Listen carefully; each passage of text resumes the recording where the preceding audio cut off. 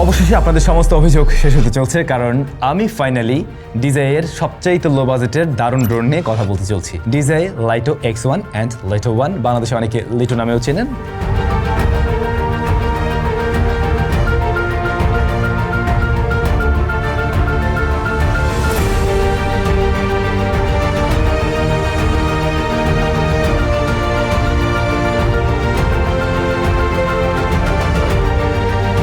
এখন বাংলাদেশের ক্ষেত্রে দেখবেন কি অনেকেই একটু বাজেট ফ্রেন্ডলি ড্রোন কিনতে চায়, একদম কম দামের মধ্যে একটা ড্রোন কিনবে, সেটা দিয়ে হয়তো সে একটু নিজেকে পাইলট বানাবে বা হয়তো এখন কন্টেন্ট ক্রিয়েশনের যুগ, নিজের ভিডিওর জন্য ভিডিও মেক করবে। কিন্তু নন ব্র্যান্ডের যে ড্রোনগুলো পাওয়া যায় এরকম প্রাইস সেগমেন্টে অ্যারাউন্ড 30K, 35K বা 25K, সেগুলো না ওই লেভেলের কাজের হয় না, বরং ডিজাইয়ের এই প্রোডাক্টগুলো বা ডিজাইয়ের ড্রোনের উপরে তো আসলে কোনো কথা নেই, এটা আপনারা খুব ভালো করে জানেন। সো ডিজাই ফাইনালি আপনাদের জন্য এরকম প্রাইস সেগমেন্টে এই লাইটো সিরিজটা কন্টিনিউ করতে চলছে, এবং এরপরে আমরা ডিজাইয়ের এই যে বাজেট ফ্রেন্ডলি যে ড্রোনগুলো লাইটো সিরিজ থেকে দেখতে পাবো, বেশ কিছু মডেলে আসবে নিশ্চয়ই। আজকের ভিডিওতে আমরা লাইটো X1 অ্যান্ড 1 নিয়ে কথা বলতে চলছি।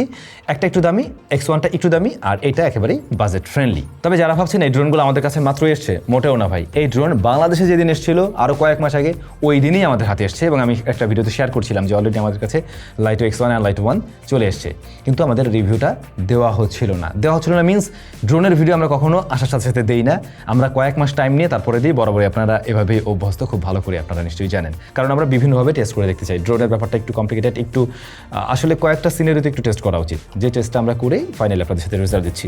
তবে আজকের ভিডিওটা একটু ডিফারেন্ট হবে, যেহেতু একটা ভিডিওতে আমরা দুইটা ড্রোন নিয়ে কথা বলবো। আমি একেবারে বেসিক কথাবার্তাগুলো একটু অ্যাভয়েড করে যাব, জাস্ট যে বিষয়গুলো আপনার না জানলেই নয়, যেগুলো জেনে আপনি আপনার পার্সেস ডিসিশন হয়তো মেক করবেন, সেই বিষয়গুলো বলবো। কীভাবে ফ্লাই করতে হয় বা এইটা ওইটা খুঁটিনাটি সমস্ত কিছু যাচ্ছি না, ওই বিষয়গুলো নিয়ে এর আগে অনেক কথা হয়েছে।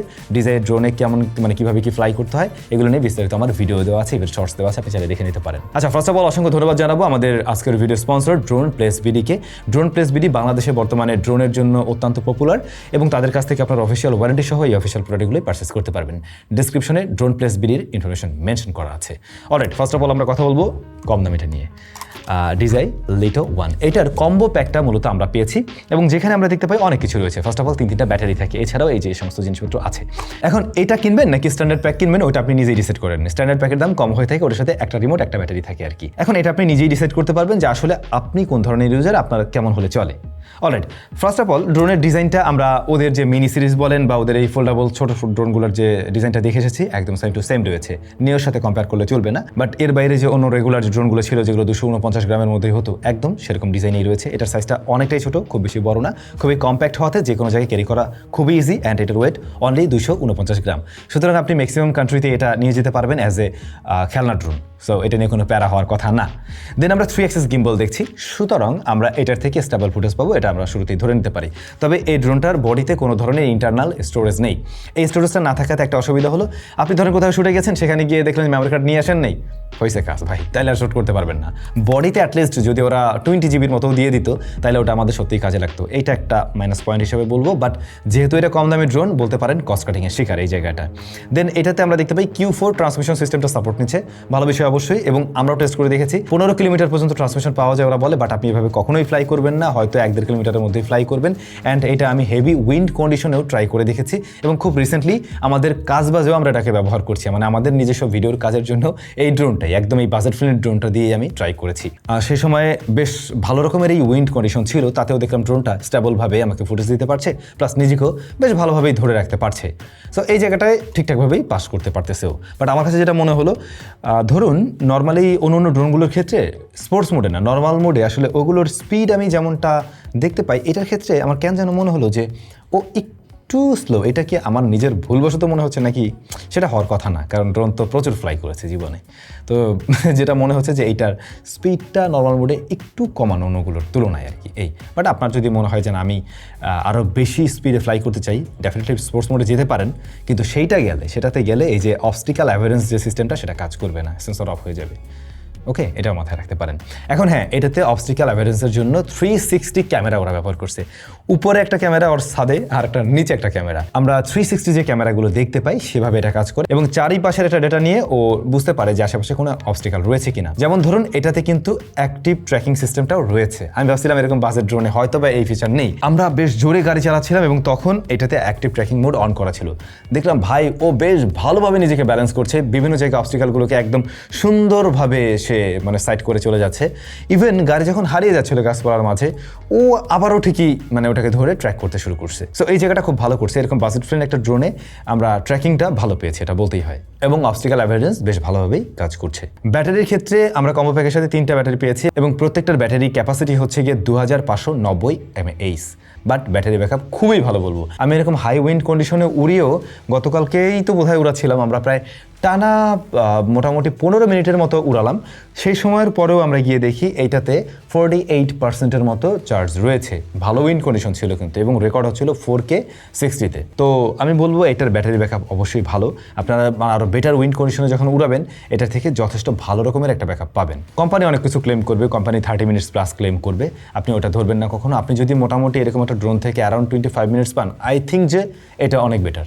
এটা আপনাকে অ্যাভারেজ ধরে নেওয়া ভালো, কারণ আপনার উইন্ড কন্ডিশন তো একরকম থাকবে না, সাগর পাড়ে একরকম থাকবে, তো অন্য জায়গা আরও বেশি বাতাস থাকতে পারে। সো ওইটার উপরে অনেক কিছুই নির্ভর করবে। তারপর একটা বিষয় থাকে ড্রোনটা অতিরিক্ত হিট জেনারেট করে কিনা। আমাদের টোটাল ফ্লাইং টাইমের সময় আমরা মানে ভালো রোদের মধ্যে উড়াচ্ছিলাম না, এই ড্রোনটা ওইভাবে হিট জেনারেট করেনি, নর্মাল একদম হালকা ওয়ার্ম হয়, যেটা ঠিক আছে। দেন আমরা যদি চলে আসি এর ক্যামেরাতে, মূলত ভিডিও ফুটেজ কোয়ালিটি কেমন বা ভিডিও কোয়ালিটি ছবি কোয়ালিটি কেমন। এইটাতে যে সেন্সরটা রয়েছে এটার সাইজ 1/2 ইঞ্চ সেন্সর। মূলত সেন্সর সাইজটা আসলে ছোট, যেহেতু বাজেট ফ্রেন্ডলি ড্রোন সেন্সরটা বড়সড় দিতে পারেনি। এই বড়সড় না হওয়ার দরুন যেটা হয়, লো লাইট এরিয়াতে আপনি খুব একটা ভালো আউটপুট পাবেন না এর থেকে।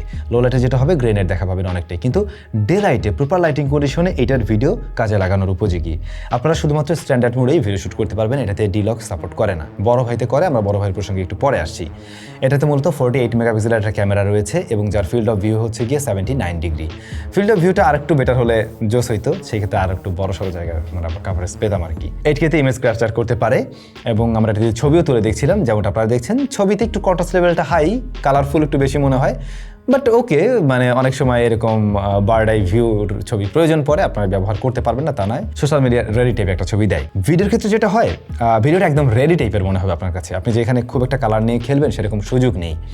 আপনি এর উপরে হালকা একটু সিনেম্যাটিক টোন ইউজ করতে পারেন, বাট এর বাইরে নড়াচড়া দেওয়ার সুযোগ নেই, কারণ এখানে আপনার কাছে মনে হবে ভিডিওটা অলরেডি কালারটা একটু বুস্টেড, যেগুলো খুব আইকেচি টাইপের বা আপনি বলতে পারেন সোশ্যাল মিডিয়ার রেডি টাইপ, এরকমটা মনে হবে। প্রপার লাইটিং কন্ডিশনের শার্পনেস ডিটেল মোটামুটি ভালোই, কিন্তু লো লাইটে যেটা আমি বললাম অনেকটা সফট অ্যান্ড গ্রেইন পাবেন ভিডিওতে। সুতরাং যাদের চিন্তাভাবনা আমি একদম গোধূলি লগ্নে একেবারে সেরকম একটা শট চাই, মানে কালার গ্রেডিয়েন্টের যে ব্যাপারটা পুরোটা চাই, ওই জিনিসটা শেডগুলো হয়তো মিস করবেন। প্লাস হচ্ছে গিয়ে তখন গ্রেইনের বিষয়টা চলে আসবে। আপনারা প্রপার লাইটিং কন্ডিশনে এটা দিয়ে ভিডিও নেওয়ার ট্রাই করবেন। হ্যাঁ, ভার্টিক্যাল ভিডিও করা যাবে এই জিনিস দেওয়ার, এখন তো এটাও চলে, বাট ভার্টিক্যাল ভিডিওটা কিন্তু ও মেইন ভিডিওকে ক্রপ করে দেখায়। মানে ও যে ক্যামেরাটার গিম্বলটা এভাবে ঘুরে এভাবে নেবে, ব্যাপারটা ঠিক সেরকম না। ও যেটা করে ক্রপ করে ওটাকেই দেয় আর কি। এখন ক্রপ করে দিলে তো ভিডিওর কোয়ালিটি হারাবে, তখন রেজুলেশনও লস করে, তখন রেজুলেশন সর্বোচ্চ গিয়ে দাঁড়ায় 2.7K। যদি আপনি 60 FPS তখন রেকর্ড করতে পারবেন, বাট 16:9 অ্যাসপেক্ট রেশিওর মতো ওরকম হাই রেজুলেশন অ্যান্ড ডিটেল পাবেন না। আর রিমোট নিয়ে বলতে গেলে রিমোট একদম পারফেক্টলি ওয়ার্ক করছে, ওটা নিয়ে কোনো প্রবলেম নেই। মানে রিমোটের সাথে কানেক্টিভিটি প্লাস হচ্ছে গিয়ে অপারেটিং, মানে এটা তো একদম ইউজার ফ্রেন্ডলি, একদম বিগিনার ফ্রেন্ডলি ড্রোন, সুতরাং ওই জায়গায় আপনি কোনো সমস্যা ফেস করবেন না। এটার combo pack right now drone place বিডিতে দেখলাম আমরা 50,990 টাকা, বাট স্ট্যান্ডার্ড প্যাকটা রয়েছে 36,990 টাকায়। ব্যাটারি কিন্তু তখন একটা পাবেন, এটা মাথায় রাখবেন। এখন আপনি মানে চিন্তা করে দেখতে পারেন আসলে আপনার জন্য কোনটা দরকার, ওইভাবে আপনি পারচেস ডিসিশন মেক করতে পারেন। বাট অ্যারাউন্ড 36K বা 7K-র মধ্যে সবচাইতে বেস্ট ড্রোন বলতে পারেন, যদি ওই নন ব্র্যান্ড ড্রোনগুলোর সাথে কম্পেয়ার করেন। আর যদি নিওর সাথেই কম্পেয়ার করেন, নিওর সাথে আসলে এটা হিসাব করে লাভ নেই, ওইটা এক প্রজাতির ড্রোন, এইটা অন্য প্রজাতির ড্রোন। সো এটা একটু বুঝে শুনে তারপর আপনি আপনার ডিসিশন মেক করেন। আমরা একদম খুঁটিনাটি ছোটো বিষয়গুলোতে আর গেলাম না। আশা করছি আপনি ভিডিওর কোয়ালিটি কেমনটা বুঝতে পারছেন, কোন কোন জায়গায় কমতি রয়েছে সেটাও বুঝতে পারছেন, আর ওভারঅল আমাদের ইউজার এক্সপিরিয়েন্স কেমন ছিল সেটাও বুঝছেন। আমরা একটু বড় ভাইয়ের কাছে চলে যাই। বড় ভাইটা হচ্ছে লিটো X1, এটারও কম্বো প্যাকটা আমরা পেয়েছি, একদম সিমিলারভাবে সেম জিনিসই থাকবে। তবে এই ড্রোনটা ধরলে পরে আপনার কাছে আরেকটু সলিড বিল্ড, আরেকটু মানে বেটার এরকম মনে হবে আর কি, বা খুব সহজে আপনি বুঝতে পারবেন ওর চাইতে এটার একটু দাম বেশি। এই ড্রোনটার ক্ষেত্রে আমরা ওয়েট দেখতে পাই 249 গ্রামেই রয়েছে, সুতরাং এই ড্রোনটাও খুব সহজে আপনি ম্যাক্সিমাম কান্ট্রিতেই ক্যারি করতে পারবেন অ্যাজ এ খেলনা ড্রোন। অন্যদিকে ইন্টারনাল স্টোরেজ আছে এখানে, আপনারা স্টোরেজ হিসেবে পেয়ে যাচ্ছেন 42 GB। যদি মেমোরি কার্ড রেখে যান ভুলবশত তাতেও সমস্যা নেই, এর বডিতে আপনি রেকর্ড করে নিয়ে আসতে পারবেন। এ কারণে উনি এগিয়ে থাকে এবং দামটাও সে কারণেও বেশি। 3 অ্যাক্সিস গিম্বল রয়েছে, গিম্বল পারফেক্টলি ওয়ার্ক করে, এটা নিয়েও বলার কিছু নাই। ইভেন এটাতে আমরা 3D ইনফ্রারেড সেন্সর দেখতে পাই, প্লাস হচ্ছে 360 ক্যামেরার মাধ্যমে এই যে অবস্টিক্যাল অ্যাভয়েডেন্সের জায়গাটাও রয়েছে, ওটাও একদম পারফেক্টলি ওয়ার্ক করছে। ছোট ভাই দুর্দান্ত রেজাল্ট দিয়েছিল, এটা মোটেই তার চাইতে কম রেজাল্ট দেয় না, বরং একই রকমভাবে কাজ করে। সুতরাং আপনার ভয় পাওয়ার কোনো কারণ নেই। যখন আপনি অ্যাক্টিভ ট্র্যাকিং অন করবেন কিংবা নর্মালি ফ্লাই করছেন, ও কিন্তু ঠিকই বুঝে ফেলবে সামনে কোনো অবস্টিক্যাল বা পাশে কোনো অবস্টিক্যাল রয়েছে কিনা। আর হ্যাঁ, বাড়তি সুবিধা দেবে এর রিমোটটা, যেহেতু রিমোটের সাথে আলাদা করে আর ওই ফোন টোন ব্যবহার করার প্রয়োজন নেই, সুতরাং এটা একটা বাড়তি সুবিধা হিসেবেই থাকে। আমার কাছে অনেক বেশি কনভিনিয়েন্ট মনে হয়, কারণ আমি আসলে রিমোটের ডিসপ্লেতেই সবকিছু দেখতে পারছি এবং এখান থেকে সমস্ত ধরনের কন্ট্রোল নিতে পারছি। সো এটা অনেক বেশি ইজিয়ার হয় এবং এই সমস্ত কারণে মূলত ড্রোনটার দামটা বেশ কিছু বেড়ে গেছে। ও আর একটা জায়গা আছে, এইটার সেন্সর আর ছোট ভাইয়ের সেন্সর কিন্তু সেম না, বরং এইটার সেন্সর সাইজ ওইটার তুলনায় একটু বড়। এটা হচ্ছে 1/1.3 ইঞ্চ। তো ওইটার তুলনায় এইটা কিছুটা বেটার আউটপুট দিবে, বাট আপনি যদি আবার কম্পেয়ার করতে চান ডিজাই মিনি 5 প্রোর সাথে, তাহলে কিন্তু এটা আবার পিছিয়ে পড়বে। মিনি 5 প্রোর ক্যামেরা কোয়ালিটি আর একটু বেটার। এখানেও আমরা সেন্সরটা দেখতে পাই 48 মেগাপিক্সেলের, 4K 60 FPS এ সর্বোচ্চ রেকর্ড করতে পারে, অ্যান্ড 10 বিটেও এটা রেকর্ড করতে পারে। অর্থাৎ ডি লগে যখন আপনি রেকর্ড করবেন তখন কিন্তু 10 বিটে রেকর্ড করতে পারছে। ভার্টিক্যালিও শুট করা যাবে 2.7K তে। তবে এইটার ফিল্ড অফ ভিউ ওই ড্রোনটার চাইতে একটু বেশি রয়েছে, এইটি 2.1 ডিগ্রি ফিল্ড অফ ভিউ দিতে পারে, যেখানে আমরা আগেরটাতে দেখছিলাম 79 ডিগ্রি ফিল্ড অফ ভিউ দেয়। তো এইটা আরেকটু ওয়াইড আপনাকে ফ্রেম দিবে আর কি। এখন আমরা বেশ কয়েকটা জায়গায় পেলাম টুকটাক করে ইমপ্রুভমেন্ট এসছে, এবং এই টুকটাক ইমপ্রুভমেন্টের কারণে এইটার দামটাও কিন্তু বেশি। এর যেমন ফ্লাইমোর কম্বো প্যাকের দাম রয়েছে কিন্তু 72,999 টাকা। ওইটার ফ্লাইমোর কম্বোর তুলনায় এইটার দাম প্রায় 20,000 টাকা বেশি আছে, বাট 20,000 টাকা বেশি দেওয়াতে বেশ কিছু বিষয় আপনি বেশিই পাবেন। চলেন এটার ভিডিও ফুটেজ কোয়ালিটি দেখি। ভিডিও কোয়ালিটি যদি এখন ওইটার সাথে কম্পেয়ার করে বলেন আগের ছোট ভাইয়ের সাথে, লিটো 1-এর সাথে, তাহলে ডেফিনেটলি এটা বেশ কিছু জায়গায় এগিয়ে থাকে। ফার্স্ট অফ অল সবচাইতে বড় যে জায়গাটা এগিয়ে রাখবে একে, তা হচ্ছে গিয়ে ডি লগে আপনি রেকর্ড করতে পারছেন। এখন এই ডি লগে ভিডিও রেকর্ড করার যে সুবিধাটা, আপনি পরবর্তীতে নিজের মতো করে কালার কারেকশন করতে পারছেন, ডাইনামিক রেঞ্জ অনেক বেশি ওয়াইড পাচ্ছেন, আপনার হাতে সুযোগ থাকে হেভি এক্সপোজার এরিয়াগুলো খুব সুন্দরভাবে কন্ট্রোল করার মতো সুযোগ থাকে আপনার হাতে। সো যারা একটু প্রফেশনালি কাজবাজ করার চিন্তা ভাবনা করে থাকেন তাদের জন্য কিন্তু এটা বেটার, কারণ আপনার হাতে সুযোগ রয়েছে। ইভেন তুলনামূলকভাবে লো লাইটে বা সন্ধ্যাবেলার দিকে এইটার শ্যুটের কোয়ালিটি বেটার আসে। যেখানে আমরা দেখছিলাম ওইটার লো লাইটে আসলে একদম ওই লেভেলে পারফর্ম করবে না, সেখানে এইটা লো লাইটে কিন্তু তুলনামূলকভাবে অনেকটাই বেটার আউটপুট দিয়ে থাকে। তবে ড্রোন মার্কেটে এটাও অবশ্যই একটা বাজেট ফ্রেন্ডলি ড্রোনেই। এটা দিয়েও যদি আপনি চিন্তা করে থাকেন একদম লো লাইটে শ্যুট করবেন, সেই শ্যুটের কোয়ালিটি কিন্তু খুব একটা ভালো আসবে না, ইভেন আপনারা অনেক বেশি গ্রেন পাবেন। সুতরাং এটা দিয়ে আপনি চাইলে সন্ধ্যার দিকে শট নিতে পারেন, বাট অনেক বেশি ডার্কেস্ট এরিয়াতে না। যদি ডিলগের কথা বলি তাহলে তো আপনার হাতে সুযোগ থাকে অনেকটা, বরং ওই ভিডিও কোয়ালিটি ভালো। আমি আবারও বলবো আপনারা ডিলগেই ট্রাই করেন, বাট যারা একদম নতুন বিগিনার তারা হয়তো স্ট্যান্ডার্ডে শ্যুট করবেন। স্ট্যান্ডার্ড কম্পারেটিভলি ওইটার তুলনায় বেটার, বাট স্টিল এখানেও আমরা কালার টোনটা একটু বেশি দেখছি, তুলনামূলকভাবে ডিটেলের পরিমাণ কম মনে হয়েছে। ভার্টিক্যালের ক্ষেত্রেও এখানেও আমাদের কম্প্রোমাইজ করতে হচ্ছে, কারণ উনিও কিন্তু একদম অ্যাকচুয়াল ভার্টিক্যাল রেজাল্ট দিতে পারে না। উনি যেটা করে ওই ক্রপ করেই আপনাকে দিবে, মেইন ভিডিও থেকে ক্রপ করে প্রেজেন্ট করবে, তাতে করে যেটা হয় ভিডিও ডিটেল অনেকটা লস করে। সো এইটা হয়তোবা আপনি একটু উপর থেকে ফ্লাই করলে দেখা যাবে আপনি ভালো একটা ওয়াইডের মতো ফ্রেম পাচ্ছেন ঠিকই, কিন্তু সেই ক্ষেত্রে আবার ডিটেলের পরিমাণ অনেকটা কম মনে হতে পারে, বা যেখানে কিছু দেখতে অতটা বেশি ক্লিয়ার নাও লাগতে পারে। ব্যাটারি ব্যাকআপ একই রকমভাবে ছোট ভাইয়ের মতো এটাতেও কিন্তু খুবই ভালো পেয়েছি আমরা। এই ড্রোনগুলো আসলে ব্যাটারি ব্যাকআপের দিক থেকে এখন খুবই ভালো করতেছে।